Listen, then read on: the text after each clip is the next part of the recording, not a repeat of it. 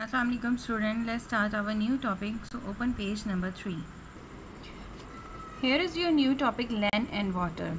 Water तो आपको पता ही होगा कि पानी को कहते हैं, लैंड किसको कहते हैं, जैसे कि अर्थ है, अर्थ का मतलब तो ज़मीन होता है, तो लैंड का भी मतलब ज़मीन ही होता है, लेकिन हम उसको आसान वर्ड्स में ये कहते हैं खुश्की वाला हिस्सा। हमारी अर्थ पर जो खुश्की वाले हिस्से हैं उसको हम लैंड बोलते हैं। चलें आए उसके बारे में हम रीडिंग करते हैं। The surface of the earth is made up of land and water. हमारी जो ज़मीन के ऊपर वाली सतह है जिस पे हम लोग चलते फिरते हैं, जो हमें नज़र आती है, उसको हम लैंड और वाटर कहते हैं।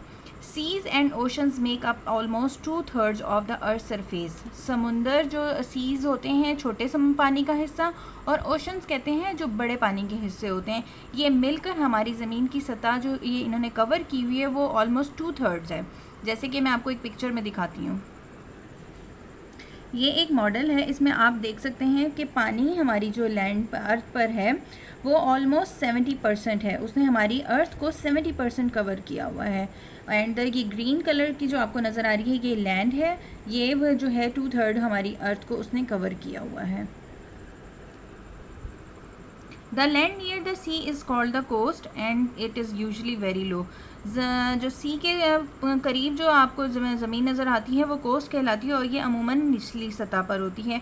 It is at same level at the sea, so we say it is at sea level. ये ज़मीन जो समुंदर के बिल्कुल इक्वल लेवल पर होती है, इसीलिए हम इसको कहते हैं sea level.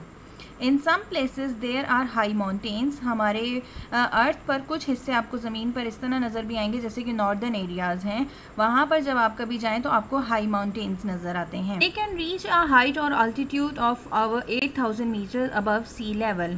Height and altitude mean ऊंचाई, इन दोनों का मतलब एक ही है। हमारे जो पहाड़ हैं उनकी तकरीबन जो हाइट है वो 8000 मीटर्स तक जाती है। Mount Everest in Nepal is the highest mountain in the world.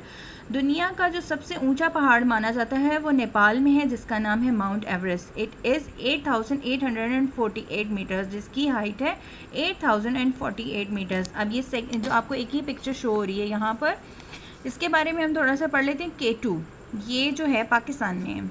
K2 8611 metres high है, the second highest peak in the world, जो कि दुनिया की बुलंद तरीन सेकेंड चोटी है। Large areas of water on the earth are called ocean. पानी के जो बड़े हिस्से ज़मीन पर पाए जाते हैं वो समुंदर के ओशंस कहलाते हैं।